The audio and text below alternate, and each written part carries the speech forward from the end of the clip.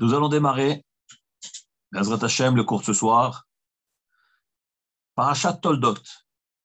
Nous sommes le mercredi 29 Cheshvan, veille de Rosh Chodesh Kislev, 5783, 23 novembre 2022. Le sujet que nous allons traiter avec les deux Hashem, c'est Yaakov et Esav, frères ou ennemis. La Torah nous parle, au tout début de la paracha, de la naissance de ces deux enfants-là. La Torah commence par dire qu'Abraham et Yitzhak étaient âgés de 40 ans lorsqu'il s'est marié avec Rivka, la fille de Bethuel, de Padan Aram, sœur de Lavan. Et la Torah nous dit que ce couple ne pouvait pas avoir d'enfants. Ils étaient stériles a priori. Les Chachamim, dans le Midrash, s'étendent sur la raison pour laquelle Akadosh Baruch Hu a voulu que les Imahot soient stériles, pour plusieurs raisons. Mais on ne va pas s'y attarder parce que ce n'est pas le sujet d'aujourd'hui. Nous dit le Pasuk dans la Torah, Vayetar Yitzhak l'Adonai, l'Enochach Ishto. Yitzhak a prié Hachem, a imploré Hachem, l'Enochach Ishto. Nous dit Rashi, traduction des mots, Nochach veut dire face. Qu'est-ce que ça veut dire que Yitzhak a imploré Hachem face à Rivka, sa femme? Nous dit Rashi, lui priait d'un côté et Rivka priait de l'autre. Donc, tous les deux priaient. Yitzhak et Rivka imploraient Hachem de leur donner des enfants. Ki akarahi, car Rivka était stérile. Le Midrash nous dit que le terme vayatar, qui signifie prier, pourquoi la Torah a-t-elle employé ce terme? La Torah aurait pu dire tout simplement Vayitpalel Yitzhak. Yitzhak a prié, ainsi que Rivka. Pourquoi aller chercher un terme qui est un peu inconnu, qui est le terme de vayatar, atira, imploration, supplier, insister? Nous dit le Midrash qu'il y a un instrument chez les paysans qui s'appelle le atar. C'est vrai que dans nos familles marocaines, il y a la famille Ben Attar, mais ce n'est pas la même racine. Parce que Ben Attar en arabe veut dire épicier, vendeur d'épices, fils d'épicier. Mais dans le Midrash, le mot Attar signifie une fourche.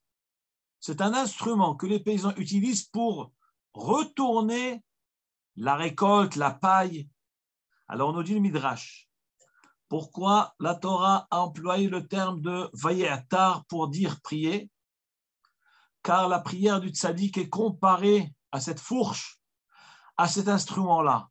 De la même manière que cette fourche a comme but de renverser, de retourner la paille, de retourner les épis, eh bien, la force de la tfila, c'est de retourner la rigueur aux miséricordes. La middat hadin est transformée en rachamim par le fait de prier, d'implorer Hachem. Voilà ce que c'est vayatar. Mais la shon atar qui signifie une fourche pour retourner la situation. Donc nous dit la Torah, vayatar Yitzhak l'Adonai l'Enochach Ishto. Yitzhak a imploré Hachem, Nochach Ishto face à sa femme, c'est-à-dire, le sens simple, c'est au profit de sa femme, mais Rashi explique, Nochach, c'est-à-dire que chacun était d'un côté, Yitzhak d'un côté et Rivka de l'autre. Quel est donc le résultat de ces prières? Donc les deux priaient. Vayater lo Adonai. Yakadosh Baruch Hu exauça sa prière à lui. Vatahar Rivka Ishto. Et Rivka, sa femme, tomba enceinte. Nous dit Rashi, mais pourquoi Kadosh Baruch Hu n'a exaucé que sa prière? Parce qu'il y a marqué Vayatar lo. Hachem a répondu à sa prière de Yitzhak, mais tous les deux priaient, Yitzhak et Rivka. Or, la réponse a priori, c'est Yitzhak qui l'a eu. Vayatar lo Adonai. Hachem a exaucé sa prière à lui. Nous dit Rashi, En doma tfilat tzadik ben racha le tfilat tzadik ben tzadik. Pourquoi Hachem répond à lui et pas à elle? C'est pas que Hachem ne répond pas à elle. Hachem répond toutes les tfilotes. Mais lorsque nous avons deux tfilotes sur deux plateaux de balance, la tfila d'un tzadik, fils de tzadik, et la tfila d'un tzadik, fils de racha, en l'occurrence ici c'est Rivka. Rivka est une tzadékette, fille d'un racha. Son père est racha, Bethuel. Et vous avez de l'autre côté du plateau, de la balance, la tfila d'un tzadik, fils de tzadik, qui est Yitzhak. Yitzhak, fils de Abraham. Alors, Akadosh Baruch Hu, il exauce la tfila du tzadik, fils de tzadik, plus que la tfila du racha, de tzadik, fils de racha. Évidemment, c'est le racha tout seul. Tzadik, fils de racha, pris tout seul. Akadosh Baruch Hu va écouter cette tfila. Mais lorsque vous avez ici deux tfilotes, au même moment, tzadik, fils de tzadik, et tzadik, fils de racha, eh bien, Hachem, il va exaucer la tfila du tzadik, fils de tzadik. Et en sachant que les deux, c'est la même tfila, puisque tous les deux demandent la même chose. Tous les deux demandaient d'avoir des enfants. Eh bien, c'est le sroud de qui a pris le dessus? C'est tzadik, fils de tzadik. J'avance. Alors, Vatahar, Rivka, Ishto, et là, Rivka est tombée enceinte. Vaitro tsetsu habani bekirba. Alors, Retsitsa signifie ils se sont heurtés. C'est comme ça qu'on traduit. Vaitro tsetsu habani bekirba. Les enfants se sont heurtés bekirba en elle. Vatomer. Donc, c'est la maman qui parle. Rivka, elle voit ce mouvement qui se passe dans son ventre et elle dit Imken, si c'est ainsi. La mazé anochi. Pourquoi pour moi tout cela? Vatelech lidrosh et Adonai. Elle a été rechercher Hachem, poser la question. Nous dit Rashi, elle a été à la yeshiva de Shem Ve'ever, au Beth Midrash de Shem, pour lui demander, soumettre le problème. On va essayer de se pencher un peu sur ce pasouk. Qu'est-ce que ça veut dire? Vaitrot setsu habanim. Rashi nous dit que le terme retsitsa peut être expliqué de deux façons. Ou bien ratz, qui signifie courir, ou bien rotsetz, qui veut dire se disputer. Donc il y a deux notions dans retsitsa. Qu'est-ce que cela signifie au niveau de ces enfants, de ces fœtus-là? Qu'est-ce que ça veut dire que les enfants se battent? Ou qu'est-ce que ça veut dire que ces fœtus courent? Par ailleurs, pourquoi la Torah emploie le terme Bekirba? Vaitrotsetsu habani Bekirba. Les garçons se sont heurtés Bekirba dans son intérieur. Que veut dire ce terme intérieur? Lorsqu'on parle de l'intérieur d'une maman, on parle de son ventre. Comme il y a marqué dans le passouk d'après, Veine Tomim Bevitna. Voici qu'elle avait deux bébés dans le ventre. On parle bien de ventre, de la mère, de Rivka. Pourquoi la Torah ne parle pas de terme de Vaitrotsetsu Abanim Bevitna? Les enfants se sont remués à l'intérieur de son ventre, dans sa matrice. Pourquoi lorsqu'elle parle de cette espèce de course ou cette espèce de dispute, elle nous parle de kirba, kerev, bekerev, à l'intérieur? Quelle est la différence entre l'intérieur d'une maman ou le ventre d'une maman, la matrice d'une maman? Pourquoi la Torah change de terme? Vous allez voir que chaque terme est extraordinaire, il est précis et riche et incarne des enseignements extraordinaires. Et que ce n'est pas par hasard que la Torah emploie ces termes. Et par ailleurs, nous dit le passouk, Vatomer ki imken, et elle dit quoi? Si c'est ainsi, qu'est-ce que ça veut dire si c'est ainsi? Quoi? Elle se plaint de quoi? A priori, elle se plaindrait de douleur, ou de souffrance, ou de détresse, de ce qui se passe dans son intérieur.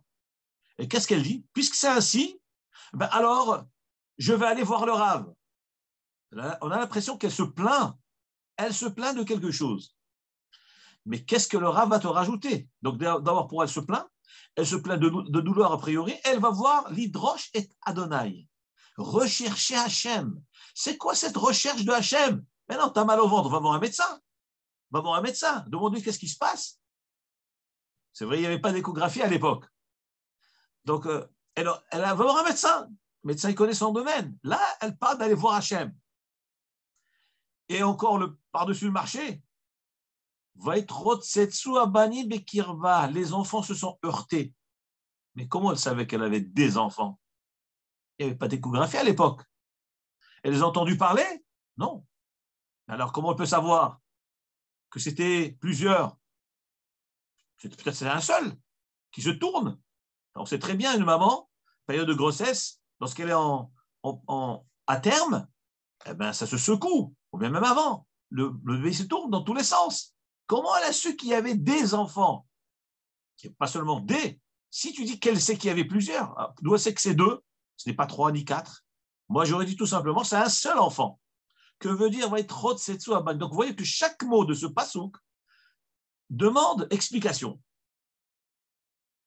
Là, nous allons pénétrer dans l'univers extraordinaire du Midrash, des enseignements des Chachamim, que les Chachamim ont reçus de Moshe Rabbeinu, que lui-même a reçu de Har Sinaï. Chaque enseignement rapporté dans le Midrash a été transmis à Moshe Rabbeinu à Har Sinaï et nous a été transmis tout au long des générations, de maître à élève, de père à enfant. Voyons voir Rashi. Rashi nous dit, Vaïtrot Setsu. Que veut dire Vaïtrot Setsu? Comme je vous ai dit tout à l'heure, le mot Rotsetsu, ça vient de deux termes. Ou bien Ritsa qui signifie course, ou bien Retsitsa qui signifie dispute. Alors, de quelle course s'agit-il? Nous dit Rashi. Vaïtrot Setsu, Keshaïta Overet al Pithe Torah.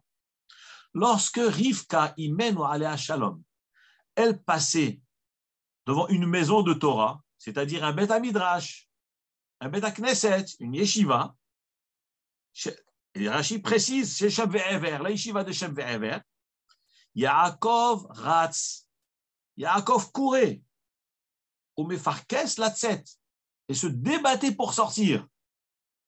Donc déjà, on comprend la notion de course. Ils ont couru, ils se sont précipités. Dit Rashi, lorsque elle passait devant un Beth Knesset, le Beth Midrash, la yeshiva de Shem Ve'ever, Yaakov se précipitait pour sortir. Overet al Pithe Avodat Kochavim, mais lorsqu'elle passait devant une maison de Avodah Zara, d'idolâtrie, Esav Mefarkes Latzet. Esav se débattait, courait pour sortir. C'est ça, va être Rotsetsu, dit Rashi dans le terme de Ritsa, de course. Donc, ils couraient tous les deux. Chacun courait pour sortir. Un veut sortir pour aller à la yeshiva étudier la Torah. Lorsque la maman passait devant un lieu d'idolâtrie, eh ben, l'autre, Esav, se précipitait pour sortir, aller vers Avodah Zara. Ça, c'est Ritsa. Deuxième explication, nous dit Rashi, va être Rotsetsu milashon Retsitsa. Que veut dire se sont heurtés? C'est-à-dire véritablement des heurts, un combat, une dispute entre ces deux fœtus, mais ils se battaient de quoi? Pourquoi ils se battaient? Quelle raison il y avait de se battre dans le ventre d'une mère? Ils n'étaient pas encore nés. Nous dit Rashi, Merivim benahalat shte olamot. Ils se battaient pour l'héritage des deux mondes. Donc le combat, c'est un combat pour les deux mondes. Olamazé, olamaba. Là, nous allons marquer un petit arrêt dans ces deux explications et nous allons analyser de très près ce que cela signifie. Nous dit Rashi dans le premier commentaire au nom du Midrash. Va être Rotsetsu, ils se sont heurtés, veut dire Ritsa, courir. Lorsqu'elle passait devant Beth Midrash, Yaakov courait pour sortir, aller étudier la Torah. Lorsqu'elle passait devant une maison d'Avodah Zara, Esav courait pour sortir, aller faire Avodah Zara. Ça veut dire qu'en elle, il y avait ces deux tendances. Un qui va vers le bien, un qui va vers le mal. Le tzaddik qui va au Beth Midrash, le rachat qui fait Avodah Zarah. Demande le Rav de Brisk, alav Shalom, Rav Chaim de Brisk, demande, mais je ne comprends pas. Pourquoi Yaakov Avinu alav Shalom se précipitait pour sortir, pour aller au Beth Midrash? La Gemara dans le traité de Nida, Daf Lamed Amoud Bet, page 30, côté B. Cette Gemara sainte nous décrit ce qui se passe à l'intérieur de la matrice, du ventre d'une mère lors de la conception de l'enfant. Elle donne plein de détails. Et un des détails, elle dit, l'enfant donc est plié sur lui-même, une bougie est allumée à sa tête, et avec cette lumière, cette bougie, évidemment spirituelle, elle éclaire ce fœtus, il arrive à voir d'une extrémité du monde à l'autre. Un malach vient et lui enseigne toute la Torah. Demande le Rav Chaim de Brisk, alav Shalom, puisque dans le ventre de sa mère, Yaakov Avinu a étudié toute la Torah entière, toute la Torah que Akadosh Baruch Hu allait donner à Moshe Rabbeinu Har Sinaï. Pourquoi avait-il besoin de sortir? Pourquoi lorsqu'il voit le Beth Midrash, il veut sortir? Mais reste, il n'y a pas un meilleur Beth Midrash que le ventre de ta mère, de ta maman, puisque toute la Torah, elle est déjà reçue dans le ventre de la maman. C'est ce que demande Rav Chaim de Brisk. Il répond une réponse extraordinaire, moussarit, de Hashkafa. Vous savez, un homme, on peut lui donner la meilleure yeshiva, le meilleur enseignant, mais s'il a à côté de lui un rachat, ça vaut rien. Il faut se sauver du rachat, jamais rester à côté d'un rachat. Oy la rachat ve oy ishcheno. Nous voyons dans Parashat Korach, le Shevet Réhouven a été frappé. Pourquoi? Parce qu'ils étaient shachen, ils étaient voisins avec Korach, Veradato. Eux, ce n'étaient pas des Rechaïm. Korach était rachat. Il s'est battu contre Moshe Rabbeinu, contre Hachem. Qu'est-ce qui s'est passé? Eh bien, le Shevet Réhouven a été frappé, les 250, ainsi que tous les rachés Sanhédraot ont été frappés à cause du rachat, à cause du voisin. Dit Rav Chaim de Brisk, c'est vrai que Yaakov Avinu étudiait la Torah tranquillement dans le ventre de sa maman, mais habitait avec un rachat qui était Esav, qui à tout instant, à chaque instant, il réveillait Avodah Zarah, l'idolâtrie. Comme malheureusement nous entendons de nos jours certains de nos frères qui ont été s'approcher du christianisme. Je n'ai rien contre personne. Mais dans le judaïsme, évidemment, nous respectons tout un chacun. Mais dans le judaïsme, le christianisme est considéré comme idolâtrie. Il n'y a qu'un Dieu unique. Shema Israël, Adonai, Elohenu, Adonai, Ehad. Il n'y a qu'un Dieu.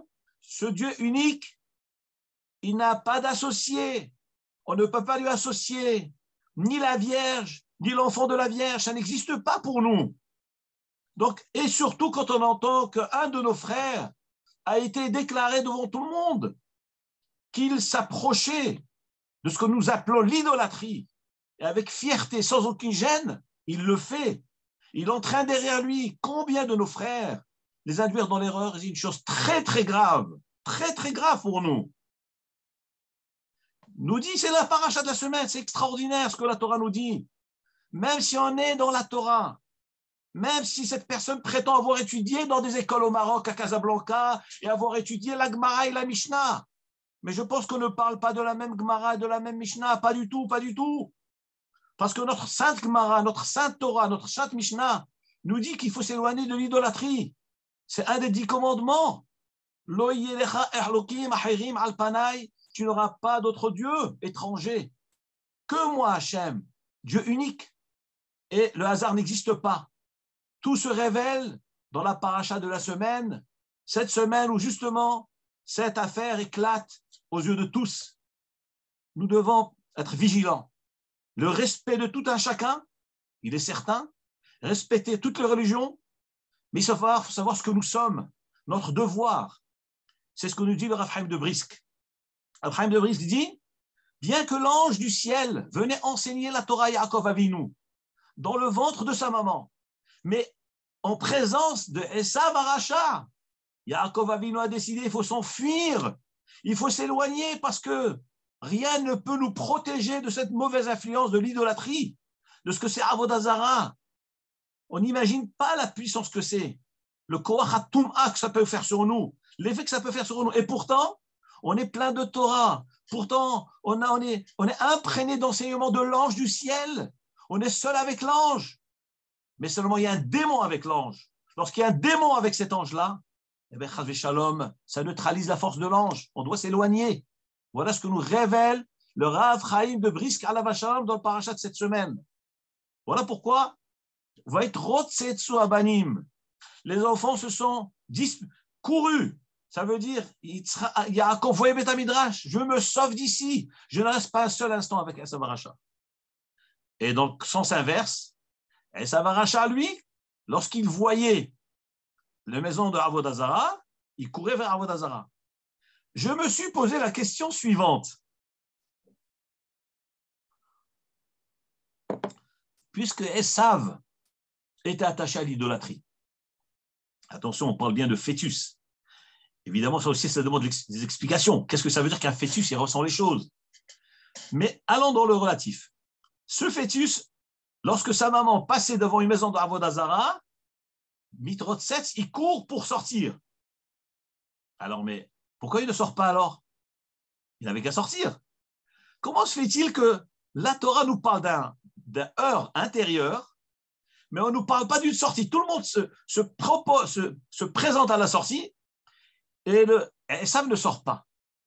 Pourquoi il reste? Vous allez me dire, ben, il est bloqué. Non, il n'est pas bloqué. Pourquoi? Nous savons très bien, nous dit le Midrash, quel est le vrai aîné de ces jumeaux-là? Le vrai aîné, c'est Yaakov. Pourquoi? Parce que la conception, c'est le premier enfant qu'il a eu. Il a été conçu en premier, Yaakov. Ensuite, il y a une deuxième conception que est venue par derrière, c'est Esav. Puisqu'à la sortie, Esav est né en premier, ça veut dire que l'enfant conçu en premier, c'est Yaakov. Donc le vrai aîné, c'est Yaakov. Et donc Yaakov était à l'intérieur, et Esav était à l'extérieur, à la sortie. Par conséquent, je me suis demandé, puisque ce Esav-là se précipite vers la sortie, mais il n'a qu'à sortir. Pourquoi il ne sort pas? La Torah nous parle qu'il se bat à l'intérieur, il veut sortir, mais il ne sort pas. Mais alors sors, tu es attiré par le monde extérieur au judaïsme. Ben vas-y. Attiré par le christianisme. Mais pourquoi tu as besoin d'entraîner les autres? La réponse est, je vous dis, la réponse que j'ai eue, c'est qu'en réalité, le renégat, il a deux buts. Lui d'abord, il est renégat. Il est athée, païen. Mais il veut que ses frères deviennent comme lui. Parce qu'il doit justifier son acte. Il doit justifier son acte. Il va freiner ceux qui sont engagés pour leur dire « suivez-moi ». Malheureusement, c'est ce que nous vivons ces dernières semaines avec cet événement-là.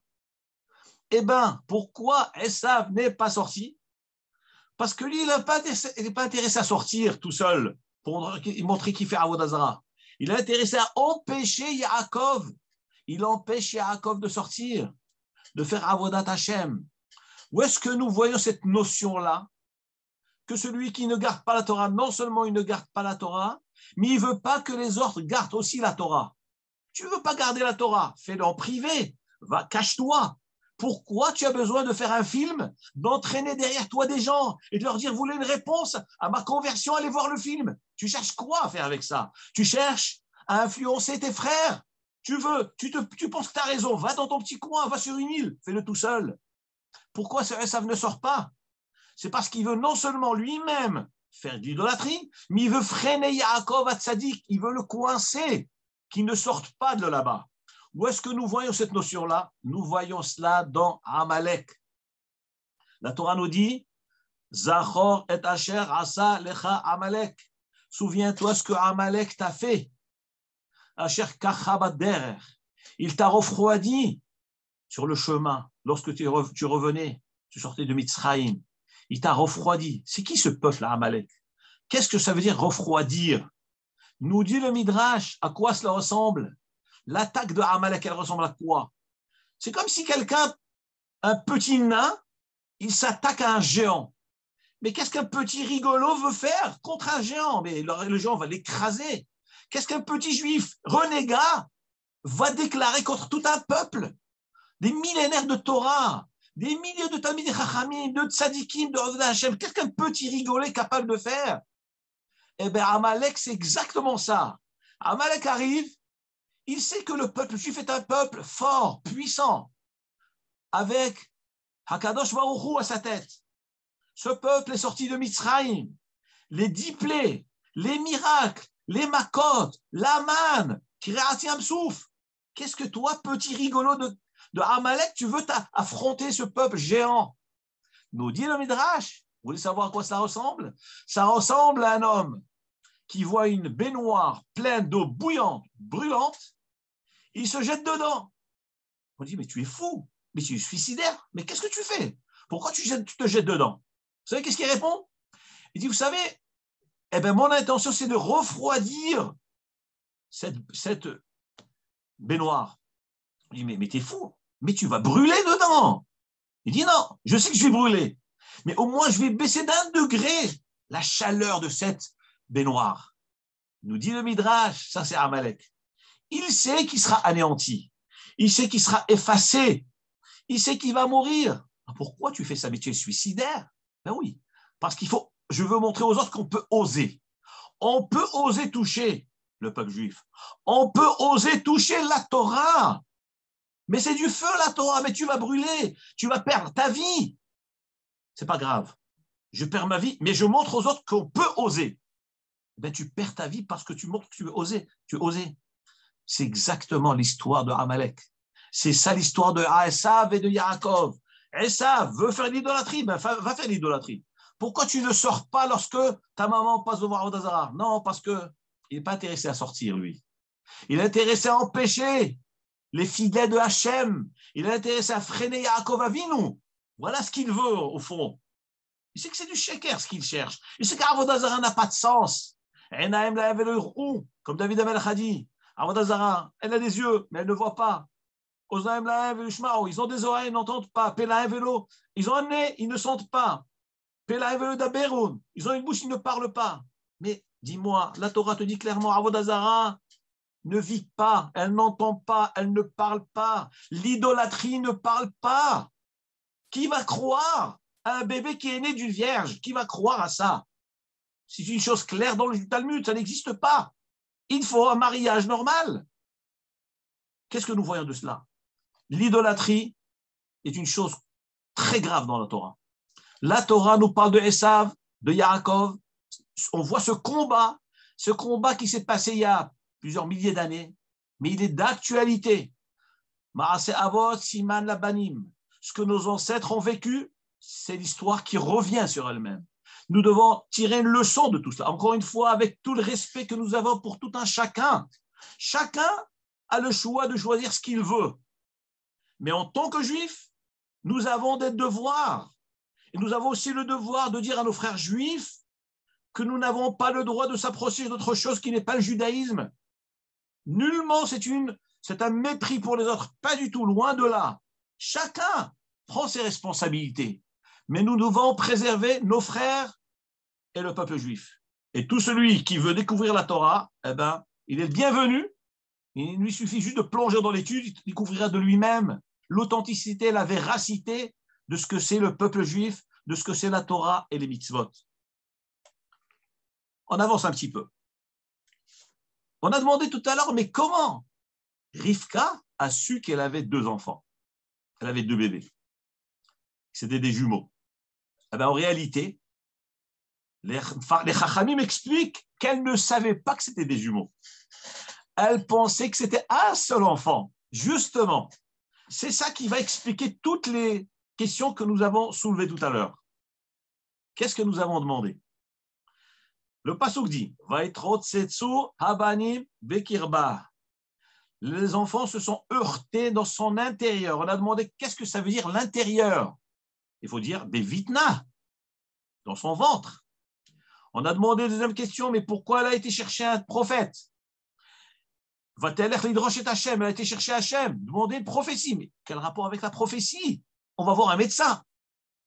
Nous disent au Chachamim alayhim shalom. Elle pensait que c'était un enfant. Et c'est ce qui lui a réveillé justement toutes ces questions-là. Un enfant qui a deux tendances opposées, c'est quelque chose d'anormal. Ce n'est pas possible. J'ai un enfant. Une maman, elle a un fœtus dans son ventre. Elle passe devant une synagogue, une salle d'études. L'enfant va aller étudier la Torah. Oh, c'est magnifique. Quel bonheur d'avoir un enfant qui a ces aspirations d'étudier la Torah. Quelques minutes plus tard, elle passe pour aller faire ses courses devant un lieu d'idolâtrie et l'enfant veut sortir vers l'idolâtrie. Quoi? Mais c'est un tzaddik. Au départ, j'ai vu que c'est un tzaddik, cet enfant-là. C'est un enfant intègre, pur. Et tout d'un coup, là, je vois que cet enfant veut faire de l'idolâtrie. Mais je ne comprends plus rien. Comment c'est possible d'avoir un enfant avec ces deux tendances? Est-ce qu'il est dans la Torah ou il est idolâtre? Est-ce qu'il est juif ou non juif? Voilà le problème. Lorsque la Torah nous dit banim, les enfants se sont heurtés. C'est la Torah qui décrit la réalité absolue. Mais elle, dans le relatif, c'était pas deux, c'était un. C'est ce que je vous ai dit, il n'y avait pas d'échographie. Elle n'était pas censée savoir que c'était deux. Elle pensait que c'était un. Et que veut dire kirba? Ils se sont heurtés, bekirba. Eh bien, je vous révèle quelque chose d'extraordinaire qui est rapporté dans le Chumash Rav Pninim. Il dit que la notion de kerev, le terme kerev qui veut dire intérieur, ce n'est pas le côté physique. C'est un terme spirituel qui veut dire la pensée. Vayomer bikirbo, Sarah a dit dans son intérieur. Va Tomar, Sarah bikirba. Vous vous rappelez quand Hachem a parlé le malach est venu lui annoncer à Sarah qu'Abraham allait avoir un enfant. Va Tomar, Sarah l'a pensé dans son cœur. Que veut dire bikirba? On voit que la notion kerev veut dire c'est un lieu de pensée. C'est au niveau idéologique, au niveau spirituel. Lorsque la Torah nous dit c'est-à-dire, elle a eu un conflit au niveau de la machashava, ce n'est pas dans son ventre le problème, pas du tout. Ce phénomène de heurt a réveillé en elle la réflexion suivante. Mais c'est un enfant, un seul enfant. Mais comment c'est possible que cet enfant puisse être en même temps sadique et rachat? C'est pas possible. Ou l'un ou l'autre. Va-t-elle l'hydroche et Adonai? Elle a dit, la solution, ce n'est pas un gynécologue, ce n'est pas un médecin qui va m'aider. Ce n'est pas un médecin qui va résoudre ce problème. Ça relève des Talmidei Chachamim, ça relève des érudits de la Torah, ça relève des Nevi'im, ça relève de la yeshiva de Shem. Voilà pourquoi elle a été voir Shem. Et quelle est la réponse qu'elle a reçue? Vayomer Adonai la. Hachem lui dit, nous dit Rashi, Al Yedei Shaliach, par un intermédiaire. Qui c'était le Shaliach? C'est Shem. Effectivement, qui c'est le Navi dans l'histoire ici? Ce n'est pas un médecin, c'est un Navi. Il y avait besoin d'un Navi pour résoudre ce problème. Nous dit Rashi, Leshem Ne'ema, Beruach HaKodesh. Hachem a révélé par prophétie Hachem, donc Akadosh Baruch Hu a révélé Hachem, et Shem lui a transmis à elle. Et dit Pasuk, Vayomer Adonai la, Hachem lui dit à travers Shem, Shene Goyim Bevitner. Toi, tu pensais que c'était un seul enfant. Et ça se comprend que tu as un problème. Comment un enfant peut être en même temps Racha et Tzadik? Non, ce n'est pas un seul enfant. Shene Goyim, c'est deux enfants. Et ces deux, ça va être deux peuples dans ton ventre. Ushnel et Umim. Et deux nations, Mimeaïr, de tes entrailles, paredou. Ils vont se séparer. Pourquoi la Torah répète? Regardez, le pasuk dit, Hachem lui dit, Shene Goyim Bevitner. Deux nations, deux peuples, deux nations dans ton ventre, deux peuples, ou Shnel et Umim, et deux nations, Mimeaïr, de tes entrailles, paredou, vont se séparer. Pourquoi cette répétition? Nous dit Rashi, ils sont déjà séparés dans les entrailles. Déjà, à leur origine, ils sont déjà séparés. C'est pour ça que la Torah répète, Mimeaïr paredou. De tes entrailles, ils vont se séparer. Pourquoi on a besoin de parler des entrailles? Non, ils vont naître, ils vont grandir, chacun va prendre une direction différente. Non, la Torah nous dit Mimeraïr, de tes entrailles, c'est-à-dire que le schisme, la séparation, la coupure se fait déjà maintenant, à la conception déjà, comme ça nous dit Rashi. Ils sont déjà différents avant la naissance. Où l'homme, il ematz. Et un sera plus fort que l'autre. Verav, Yahavot, Saïr, le grand servira le plus jeune. Écoutez, il y a des choses extraordinaires, vraiment, des révélations. Tout ce que je vous ai dit jusque-là, on a fait deux versions, on a fait. Et toute l'histoire du peuple juif s'y trouve. Le passé, le présent et l'avenir. Tout est dans quelques versets. Regardez la beauté de la Torah. Ça n'aurait pas pu être enseigné par des humains, ces paroles-là. C'est des paroles divines, c'est des paroles de Dieu. Et dans ces paroles-là, nous voyons la profondeur et la prophétie. Il suffit juste d'étudier la Torah, implorer Hachem de nous éclairer et vraiment on voit des lumières jaillir de ces paroles-là. Que dit le Passouk? Hakadosh Baruch Hu lui dit, tu pensais que c'était un seul enfant? Pas du tout. C'est deux enfants. Vous allez me dire, mais pourquoi cette séparation-là? Le même père, la même mère, deux enfants totalement, des jumeaux. Incroyable ça. Le père, la mère, le même père, la même mère, dans le même ventre, deux jumeaux. Et c'est deux mondes différents. Deux mondes, pas seulement différents, opposés. Deux mondes totalement opposés. Quel est le sens de tout cela? Nos Chachamim nous enseignent, il y a ce qu'on appelle birour à Neshamot. La sélection des Neshamot. Qu'est-ce que ça veut dire la sélection des Neshamot? Hakadosh Baruch Hu, comme dit le Pasuk, Motzi, Yakar Mizolel. Hakadosh Baruch Hu fait sortir Yakar, le cher, de ce qui est bas. C'est-à-dire que au départ, il y avait Noach. Noach a eu ses enfants.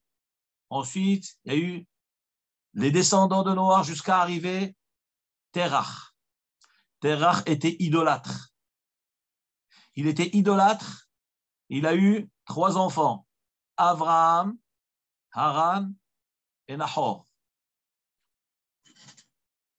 Abraham a reconnu la grandeur de Hachem, l'existence de Hachem dans le monde. Donc déjà, on fait sortir une neshama extraordinaire qui s'appelle Abraham, Av, Hamon, Goïm, comme son nom l'indique, comme la Torah l'appelle, le père des nations. Hakadosh Baruch Hu fait sortir cette neshama de qui? D'un idolâtre. Donc, Yakar Mizolel, une neshama chère, d'où? D'un endroit sale de Terach. Ensuite, même au niveau d'Abraham Avinu, il fallait encore une sélection.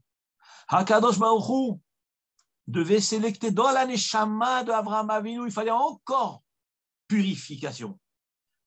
Abraham Avinu a donné naissance à 2 enfants, Yitzhak et Ishmaël.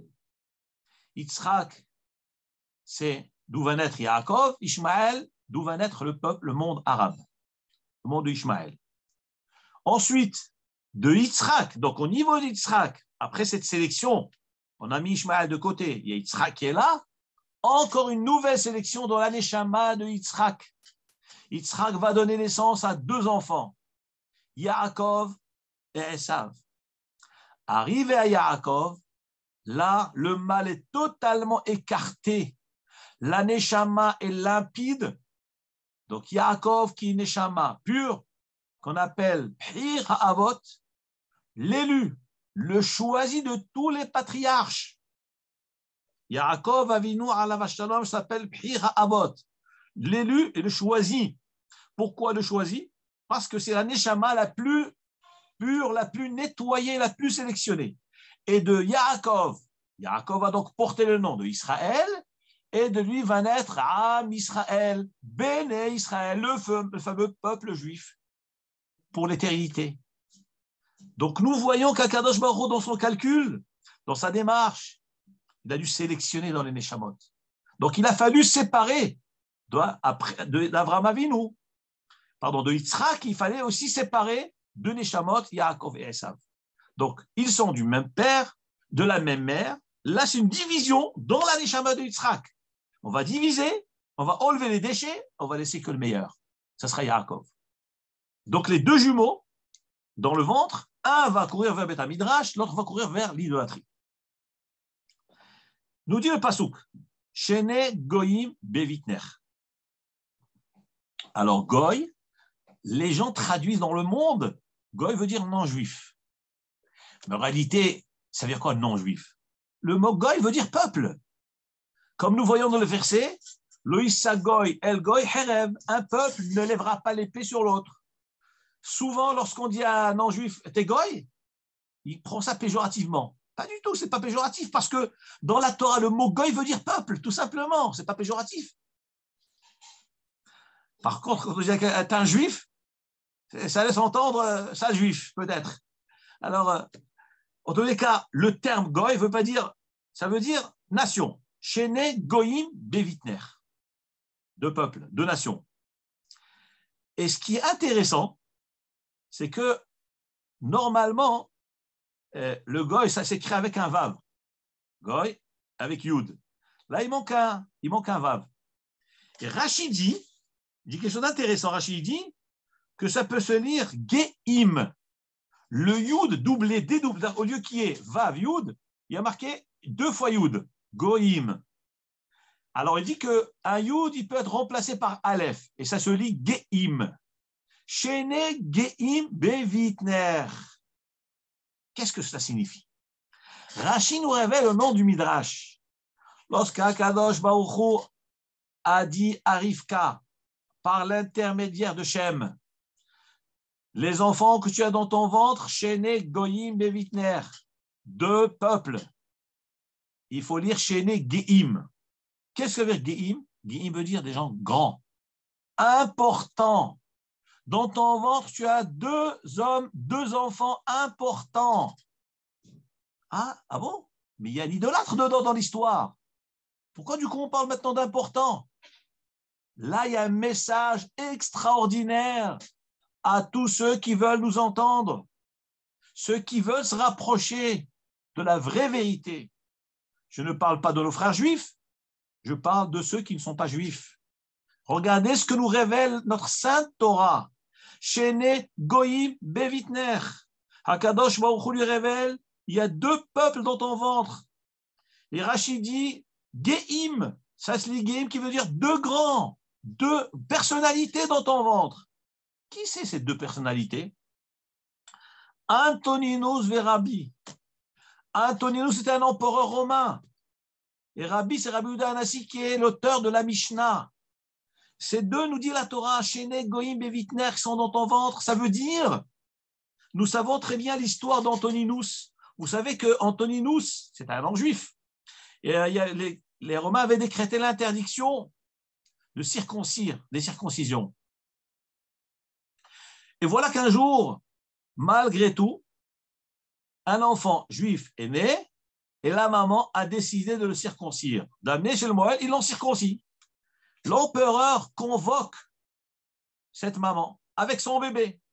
Il dit, j'ai entendu que vous avez circoncis, donc vous avez transgressé le décret du roi, vous devez vous présenter devant moi avec votre bébé. Je voudrais voir si véritablement il a été circoncis ou pas. Cet enfant, c'est Rabbi. Il s'appelait Yehuda. C'est Rabbi Yehuda Hanassi.